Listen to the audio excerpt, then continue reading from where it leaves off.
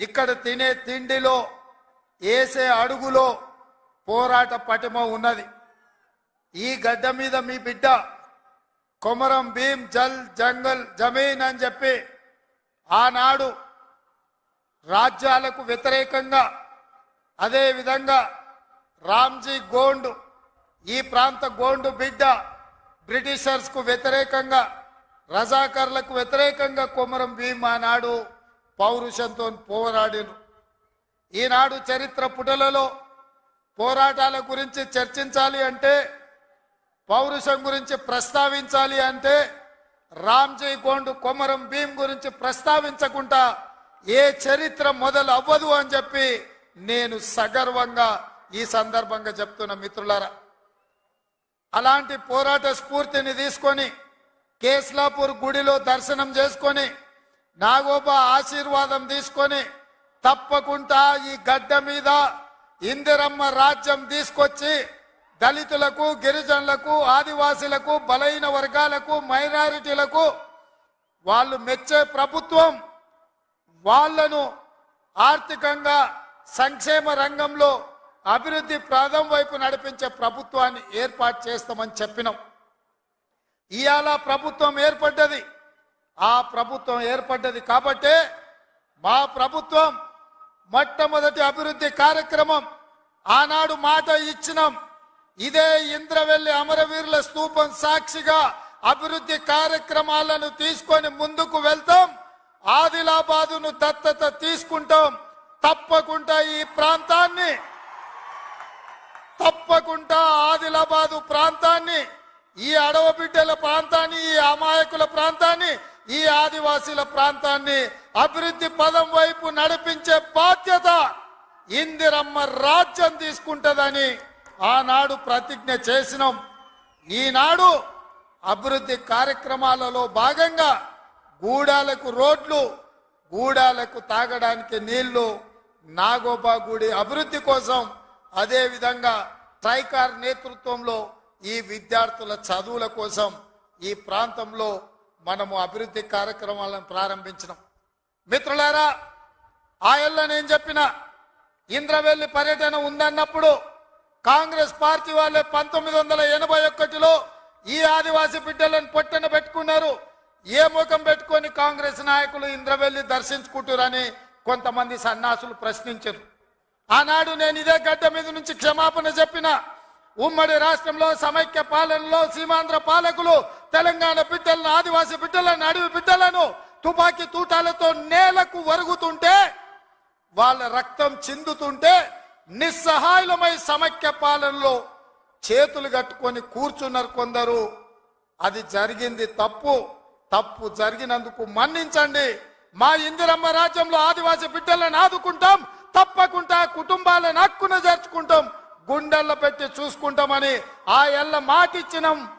ఇవాళ ఆనాడు అమరులైన కుటుంబాలకు ఇందిరమ్మ ఇండ్ల పట్టాలే కాదు, ఇండ్లు కట్టుకోవడానికి 5 లక్షల రూపాయల కుటుంబాలకు ఇచ్చి ఇవాళ నాడు అమరులైన కుటుంబాలను ఇవాళ ఆదుకునే కార్యక్రమం చేపట్టిన. మిత్రులారా, చరిత్రలో జరిగిన తప్పిదాలను, సమైక్య రాష్ట్రంలో ఉమ్మడి పాలనలో జరిగిన దుష్టాంతాలను సరిదిద్దడానికే శ్రీమతి సోనియా గాంధీ గారు తెలంగాణ రాష్ట్రం ఇచ్చిండ్రు. ఆ ఇచ్చిన తెలంగాణ రాష్ట్రంలో ఈనాడు ఇందిరమ్మ ప్రభుత్వాన్ని మీరు తెచ్చుకున్నారు. నేను అడుగుతున్నా ఈరోజు ఈ వేదిక మీద నుంచి కల్వకుంట్ల చంద్రశేఖరరావును సూటిగా, 10 సంవత్సరాలు తెలంగాణ రాష్ట్రంలో నీ ప్రభుత్వం ఉన్నది కదా, ఏనాడైనా ఈ ఆదిలాబాద్ గురించి, అడవి బిడ్డల గురించి, ఈ ఆదివాసీల గురించి, ఆనాడు ఇంద్రవల్లిలో నేల కొరిగిన ఈ అడవి బిడ్డల గురించి ఒక్కరోజైనా ఆలోచన చేసినవా? ఈ కుటుంబాలను ఆదుకోవాలి, ఈ కుటుంబాల ఆత్మ గౌరవం నిలబెట్టాలి అని ఏ రోజైనా నీ మంత్రివర్గంలో చర్చించడమా అని నేను అడుగుతున్నా. ఇవాళ నువ్వు, నీ కుటుంబము, నీ కొడుకు, నీ బిడ్డ, నీ అల్లుడు, నీ సుట్టపల్ల కోసమే తెలంగాణ రాష్ట్రం వచ్చిందా? లేకపోతే ఈ ఆదివాసీ బిడ్డల కోసం, ఈ బలహీన వర్గాల కోసం తెలంగాణ రాష్ట్రం సోనియమ్మ ఇచ్చిందా అని చెప్పి నేను సూటిగా ప్రశ్నిస్తున్నా. ఇవాళ ఈ వేదిక మీద నుంచి సూటిగా టిఆర్ఎస్ నాయకులకు నేను చెప్పదలుచుకున్న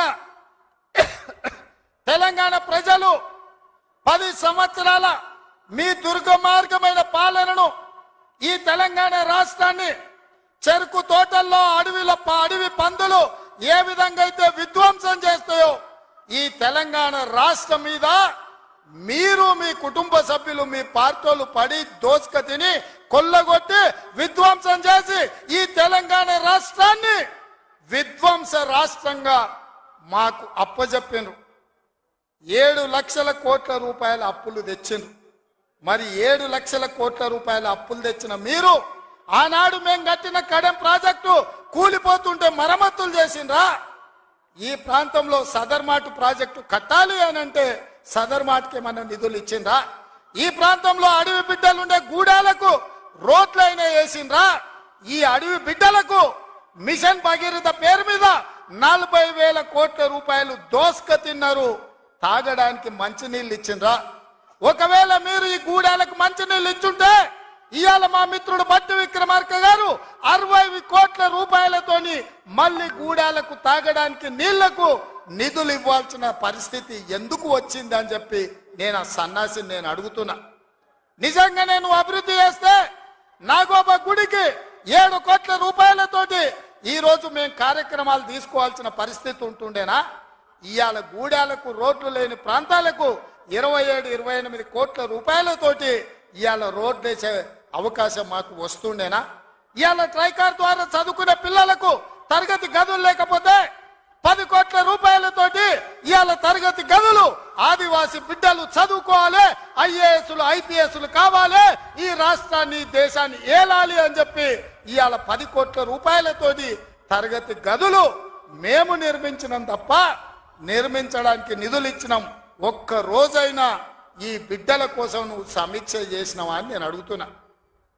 ఎంతసేపు నీ బిడ్డలు, ఎంతసేపు నీ దోపిడి, ఎంతసేపు నీ ఫామ్ హౌజులు కట్టుకోవాలన్న ఆలోచన తప్ప నీ కొడుకుకో బిడ్డకో ఉద్యోగాలు ఇవ్వాలి, పదవులు ఇవ్వాలి, ప్రజలు బండకేసి కొడితే మళ్ళీ శాసన మండలి సభ్యత్వం నీ బిడ్డకు కవితకిచ్చినవు తప్ప తెలంగాణ ఆడబిడ్డలకు చదువుకున్న పిల్లలకు ఉద్యోగాలు ఇచ్చినవా అని నేను అడుగుతున్నా.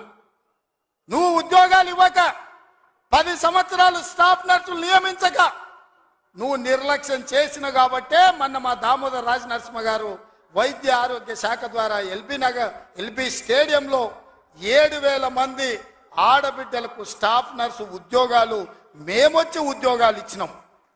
నీ బిడ్డను నిజామాబాద్ ఎంపీల బండకేసి కొడితే తండ్రిగా నీకు దుఃఖం పొంగుకొచ్చింది. నీ బిడ్డకెంబడే శాసన మండలిలో మళ్ళీ పదవి ఇచ్చినవు కానీ గా ఆడబిడ్డలకు స్టాఫ్ నర్సు ఉద్యోగాలు ఇచ్చినవా? గది నీ నీతి, నీ జాతి. మరి మేము 7,000 ఉద్యోగాలు స్టాఫ్ నర్సులు ఇచ్చినాం. ఇవాళ నీ అల్లుని నీ కొడుకుని మంత్రిని చేసుకున్నాం.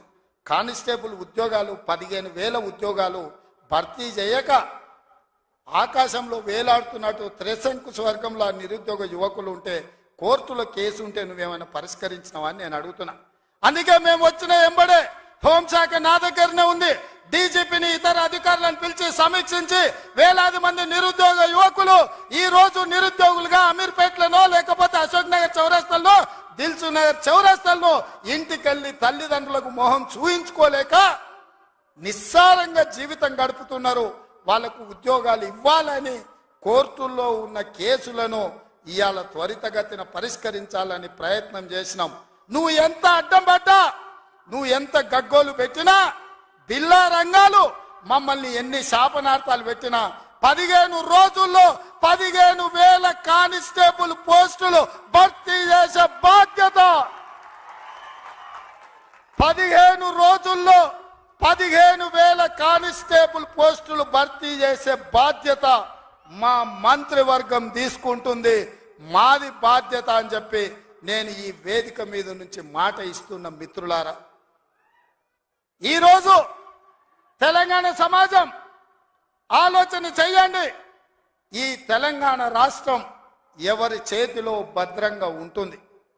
ఈ తెలంగాణ రాష్ట్రం త్యాగాల పునాదుల మీద ఏర్పడ్డ ఈ రాష్ట్రం ఎవరు భద్రంగా కాపలా కాస్తారు? ఎవరు భద్రంగా ఈ రాష్ట్రాన్ని అభివృద్ధి పదం వైపు నడిపిస్తారో మీరు ఆలోచన చేయండి. మేము వచ్చే 60 రోజులు కానే లేదు, 2 నెలలు ఇంకా పూర్తి కాలే. 7 తారీఖు వస్తే 2 నెలలు, 7 తారీఖు ఇంకా 5 రోజులు తక్కువనే ఉంది. అప్పుడే 6 గ్యారెంటీలు అమలు చేయలేదంటాడు సన్నాసుడు. ఆయనతోని శాత కాదు ఎట్లా చేయడంటాడు. పిల్లి శాపనార్థాలకు ఉట్టి దిగిపడుతుందా? ఇలా పొంకనాలు కాకపోతే 10 ఏళ్లలో మీరు ఏనాడైనా పేదవాళ్ళ ఇంటికి 200 యూనిట్ల ఉచిత కరెంట్ ఇవ్వాలన్న ఆలోచన చేసినవా? పేదవాడు ఆత్మగౌరవంతో బ్రతకాలి అంటే ఇందిరమ్మ ఇండ్లు ఇవ్వాలన్న ఆలోచన ఏనాడైనా చేసినవా? ఆరోగ్యశ్రీ పథకాన్ని నిర్వీర్యం చేసినావు. 10 లక్షల రూపాయలు వాళ్ళకి ఇన్సూరెన్స్ ఇవ్వాలన్న ఆలోచన ఏనాడైనా చేసినవా?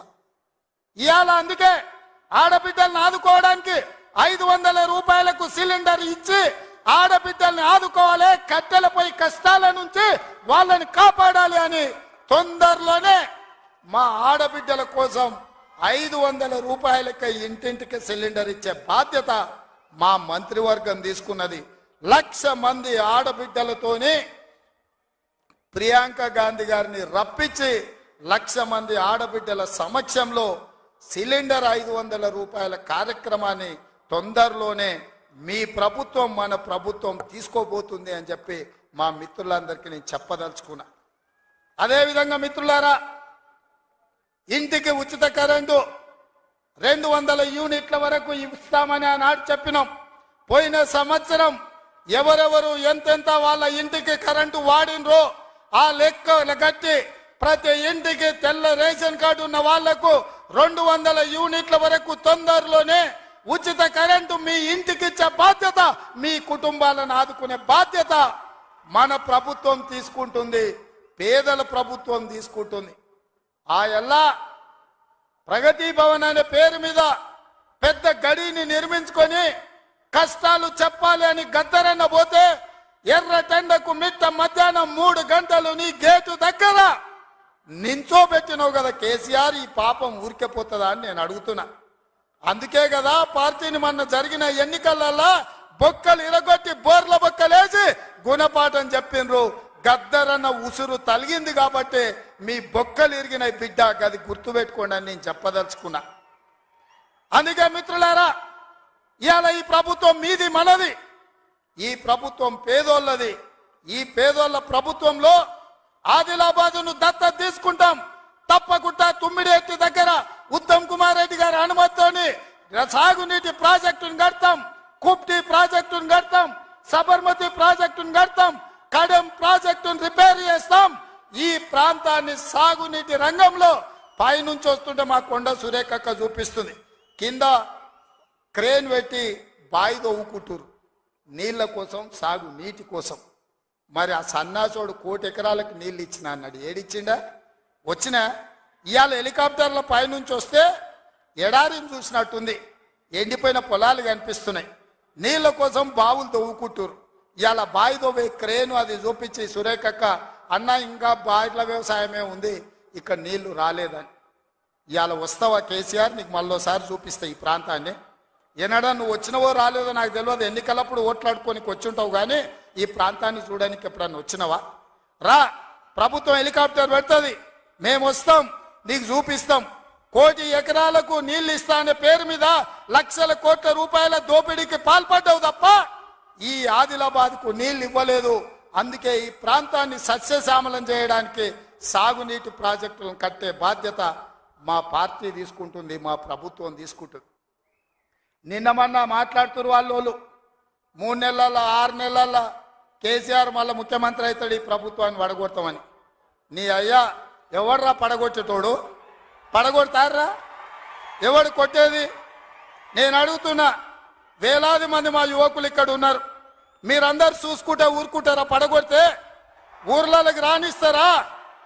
ఊర్లలో ఎవడన్నా ఈ ప్రభుత్వాన్ని పడగొట్టాలన్న ఆలోచన చేస్తే మీ ఊర్లో యాప చెట్టుకు కోదండం వేసి కొట్టండి, లాగుల తొండలు ఇడవండి. ఇది ప్రజలు ఎన్నుకున్న ప్రభుత్వం, ప్రజలు ఆశీర్వదించిన ప్రభుత్వం, ప్రజల కోసం పనిచేస్తున్న ప్రభుత్వం. ఇది ప్రజా ప్రభుత్వం. ఆడ అనుకుంటుండు 1,00,000 కోట్లు పెట్టి కట్టిన కాళేశ్వరం కూలినట్టు ఈ ప్రభుత్వం కూలుతుందని. నీ అయ్యా నువ్వు దోపిడీకి పాల్పడ్డావు కాబట్టి ఆ కాళేశ్వరం గాలి వస్తే కొట్టుకుపోయింది. ఈ ప్రభుత్వం గాలి కాదు కదా, నీ ఖాందాన్ మొత్తం వచ్చినా బోర్ల బొక్కలు పండబెట్టి తొక్కుతాం. ఎవడ నీ ప్రభుత్వం పడుతుందనో 6 నెలలకో 3 నెలలకో కేసీఆర్ ముఖ్యమంత్రి అవుతాడని చెప్పిండంటే మూతి పండ్లు రాలుతాయని నేను చెప్పదలుచుకున్నా. గా మన చూసిన నిత్యానంద స్వామి అని ఒక ఆయన ఉన్నాడు, తెలుసు కదా మీకు అందరికీ. ఆయన ఇక్కడక్కడైతే లాభం లేదని పోయి ఎన్నో దీవి కొనుక్కొని దానికి రాజు అని ప్రకటించుకున్నాడు. ఇక కేసీఆర్ సంపాదించిన అక్రమ సంపాదన ఉంటే పోయి ఏమన్నా అడవిలో పోయి ఎక్కడన్నా పోయి దీవులలో పోయి దీవి కొనుక్కొని దానికి రాజు అని ప్రకటించుకోవాల్సిందే, లేకపోతే ఆయన ఫామ్ హౌస్కి ఆయన ముఖ్యమంత్రి కావాల్సిందే తప్ప ఈ తెలంగాణ రాష్ట్రానికి మళ్ళీ జన్మలో ముఖ్యమంత్రి కాదు కదా, మంత్రి పదవి కూడా కేసీఆర్కు రాదని నేను చెప్పదలుచుకున్నా. నువ్వు చేసిన పాపాలకు నువ్వు పాపాల భైరవుడివి. ఈ నిరుద్యోగ యువకులను, ఉద్యమకారులను, అమరవీరుల కుటుంబాలను, రైతులను, దళితులను, గిరిజనులను, మైనారిటీలను, మహిళలను నిలువు దోపిడీ చేసి నిలువున ముంచిన నువ్వు, నీకు సిగ్గన్న ఉందా మళ్ళీ పదవి కావాలని అడగడానికి? నీకు కొంచెమైనా రోషం ఉన్నదాన్ని నేను అడుగుతున్నా. ఆయన మాట్లాడుతున్నాడు 6 నుంచి 8 పార్లమెంట్లు వస్తాయి. ఏంటికి వస్తే మళ్ళీ 6, 8 ఇస్తే మోడీకి అమ్ముకుందామనా? మొదటిసారి 12 ఇస్తే మోడీకి అమ్మినావు, రెండోసారి 9 ఇస్తే తీసుకుపోయి మోడీకి అమ్మినావు. మారు బేరగాలి కాక ఈడ ఎంపీలు కొనాలి, ఈడ ఎంపీలు గెలవాలి, ఢిల్లీకి వెళ్ళి మోడీకి అమ్ముకోవాలి. దీనికోసమేనా నీకేసేది? నేను ఇవాళ సూటిగా కేసీఆర్ని అడుగుతున్నా. ఈ దేశంలో ఉన్నాయి 2, ఒకటి ఎన్డీఏ కూటమి, రెండోది ఇండియా కూటమి. ఎన్డీఏ కూటమికి మోడీ ఉన్నాడు, ఇండియా కూటమికి మేమున్నాం. మా దాంట్లోకి రానీయము, మా నీడ కూడా తాకనీయం. ఆ ఇంటి మీద పిట్ట ఈ ఇంటి మీద కాలిస్తే కాల్చి అవతలేస్తాం. నువ్వు ఎట్లకెళ్ళి అవుతావా? మరి నేను అడుగుతున్నా, ఎట్లకెళ్ళి అవుతావు? 1, 2 ఏదైనా గెలిస్తే ఢిల్లీలో తాకట్టు పెట్టి మోడీ దగ్గర గులాంగిరి చేయిస్తాడు ఆయన. అందుకే మిత్రులారా ఆలోచన చేయండి. ఇవాళ ఈ రాష్ట్రంలో, ఈ దేశంలో పేద ప్రజల ప్రభుత్వం ఏర్పడాలి అంటే 10 ఏళ్ళు ప్రధానమంత్రిగా ఉన్న నరేంద్ర మోడీ ప్రతి పేదవాడి ఖాతాలో 15 లక్షల రూపాయలు వేస్తా అన్నాడు. ప్రతి పేదవాడికి ఇల్లు కట్టిస్తా అన్నాడు. ప్రతి సంవత్సరం 2 కోట్ల ఉద్యోగాలు ఇస్తా అన్నాడు. రైతుల ఆదాయం 2 చేస్తా అన్నాడు. ఎవరి ఖాతాలన్నా మోడీ 15 లక్షలు వేసిండా మిత్రులారా? వేసిండా? మీకేమన్నా ఇల్లు కట్టించిండా? మీకు ఉద్యోగాలు ఇచ్చిండా? మన ప్రాంతానికి ఎప్పుడన్నా వచ్చిండా? పోనీ మీ ప్రాంతంలో ఆదివాసీ బిడ్డ స్వయం బాబురావుని ఎంపీ గెలిపించిండు, మంత్రి పదవిని ఇచ్చిండా? మరి ఏమి ఇయ్యనప్పుడు ఈ ప్రాంతంలో మోడీకి ఓటెందుకు వేయాలని నేను అడుగుతున్నా. మీరు ఆలోచన చేయండి. ఇవాళ మతం పేరు మీద ఒకడు, మద్యం పేరు మీద ఇంకొకడు రేపు ఎన్నికల్లో ఓట్లు అడగడానికి వస్తారు. ఇవాళ మతం ఒక రకం మత్తు అయితే మద్యం ఇంకొక రకం మత్తు. మోడీ కేడీ ఇద్దరు ఒక్కటయ్యి కాంగ్రెస్ను అడ్డుకోవాలని చూస్తున్నారు. అందుకే మిత్రులారా, ఆదిలాబాద్ దత్తత తీసుకునే బాధ్యత మాది, మా ప్రభుత్వంది. మీకు యూనివర్సిటీ ఇచ్చే బాధ్యత మాది, మా ప్రభుత్వంది. మీకు తప్పకుండా తుమ్మిడేట్టు ప్రాజెక్టును కట్టే బాధ్యత మాది, మా ప్రభుత్వంది. తప్పకుండా సదర్మాట్ పూర్తి చేసే బాధ్యత మాది, మా ప్రభుత్వంది. కుప్తి ప్రాజెక్టును పూర్తి చేసే బాధ్యత మాది, మా ప్రభుత్వంది. కడెం ప్రాజెక్టును మరమ్మతులు చేసే బాధ్యత మాది, మా ప్రభుత్వంది. తండాలలో, గూడాలలో, మారుమూల పల్లెల్లో ప్రతి తండాకు గూడానికి రోడ్లు వేసే బాధ్యత మాది. తాగునీళ్ళు ఇచ్చే బాధ్యత మాది. పేదోళ్ళ పిల్లలకు చదువుకోవడానికి పాఠశాలలు ఏర్పాటు చేసే బాధ్యత మాది. ఈ రాష్ట్రంలో 2 లక్షల ఉద్యోగాలు నింపే బాధ్యత మాది. 2,07,000 నింపినాం. ఇంకా 1,93,000 ఉద్యోగాలల్లా 15 రోజుల్లో 15,000 కానిస్టేబుల్ ఉద్యోగాలు నింపుతాం. ఇవన్నీ చేసే బాధ్యత మాది. అందుకే మిత్రులారా, ఏ ఆదిలాబాద్, ఏ ఇంద్రవెల్లి సాక్షిగా ఆగస్టు 9, 2021 నాడు దళిత గిరిజన దండోర పేరు మీద ఎన్నికల సమర శంఖాన్ని పూరించినమో, మీ ఆశీర్వాదం తీసుకొని గుండెల నిండా మీరు ఇచ్చిన ధైర్యాన్ని నింపుకొని తెలంగాణ మూలల నేను మా మిత్రులందరూ కలిసి సమన్వయం చేసుకొని ఇవాళ ఇందిరమ్మ రాజ్యం తెచ్చినాం. అదే విధంగా ఇవాళ మళ్ళీ రాబోయే లోక్సభ ఎన్నికల్లో ఈ దేశానికి రాహుల్ గాంధీ గారు ప్రధానమంత్రిగా చెయ్యాలి అంటే కన్యాకుమారి నుంచి కశ్మీర్ వరకు 150 రోజులు 4000 కిలోమీటర్లు మండు టెండల్లో మంచు కొండల్లో నిర్విరామంగా పాదయాత్ర చేసిండు. ఇవాళ మణిపూర్ నుంచి మహారాష్ట్ర వరకు యాత్ర చేస్తున్నాడు. అలాంటి త్యాగం చేసే నాయకుడు, వాళ్ళ నాయనమ్మ ఈ దేశం కోసం ప్రాణం ఇచ్చింది, వాళ్ళ నాయన ఈ దేశం కోసం ప్రాణాలు ఇచ్చాడు, వాళ్ళ అమ్మ ఈ దేశం కోసం పదవి త్యాగం చేసింది. అలాంటి గొప్ప నాయకుడు ఇందిరమ్మ మనవడు ఈ దేశానికి ప్రధానమంత్రి కావాలి, రాహుల్ గాంధీ ప్రధానమంత్రి కావాలి అంటే ఆదిలాబాదు గడ్డ మీద కాంగ్రెస్ జెండా ఎగరాలి. మీరందరు సిద్ధం కదా? ఆదిలాబాద్ లో ఎంపీ గెలిపిస్తారు కదా? మీరందరు సిద్ధమేనా? మీరందరు సిద్ధమేనా? మీరందరు సిద్ధమేనా? మీరందరు సిద్ధమేనా? జై కాంగ్రెస్. ఫామ్ హౌస్లు ఉన్న కేసీఆర్ గుండెలు అదరాలి మిత్రులారా. జై కాంగ్రెస్, జై జై కాంగ్రెస్, జై సోనియమ్మ, జై జై సోనియమ్మ. ధన్యవాదాలు మిత్రులారా.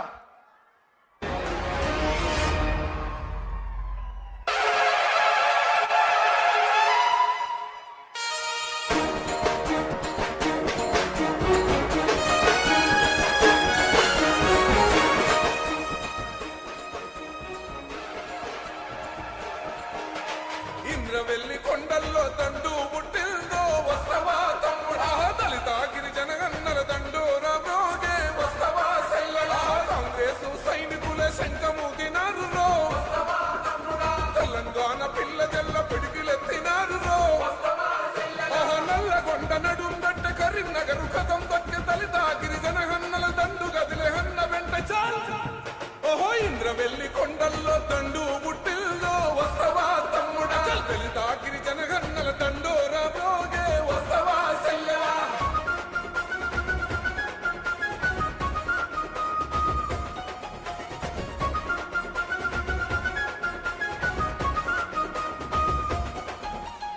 ఆనాడే దళితులకు దాపుగా నిలిచింది కాంగ్రెస్ పార్టీ, గిరిజనుల తండల్లో వెలుగులు నింపింది కాంగ్రెస్ పార్టీ, రిజర్వేషన్లు తెచ్చి రాతలు మార్చింది కాంగ్రెస్ పార్టీ, భూస్వాముల నుండి గుంజి భూములు పంచింది కాంగ్రెస్ పార్టీ.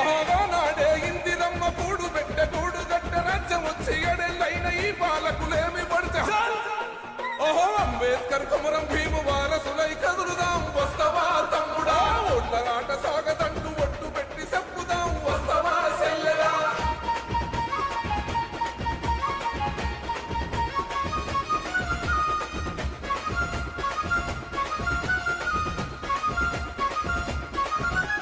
దళితుణ్ణి ముఖ్యమంత్రి చేస్తానన్నాడు, ఆ మాట యాడబోయే, 3 ఎకరాల భూమి